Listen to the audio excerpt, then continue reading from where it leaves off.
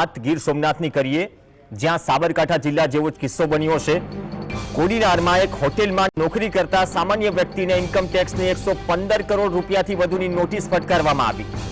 આસિફ મોહમ્મદ નામના વ્યક્તિ કે જેને આ નોટિસ મળી છે, તેનો મહિનાનો પગાર માત્ર 10,000 રૂપિયા છે। તેનું કહેવું છે કે વેરાવળ ઇન્કમ ટેક્સ વિભાગે તેને 3 નોટિસ મોકલી છે।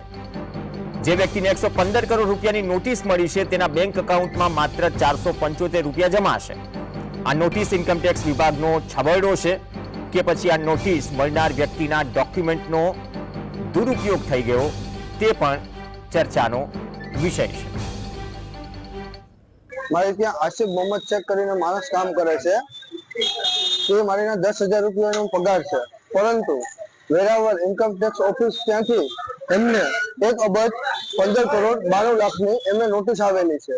પરંતુ આ સામાન્ય માણસ પાસે એટલો પૈસો આવે ક્યાંથી? આ નોટિસ શા માટે વેરાવળ ઇન્કમ ટેક્સ દ્વારા મોકલવામાં આવી છે? આ નોટિસના 7-8 દિવસ થયા છે।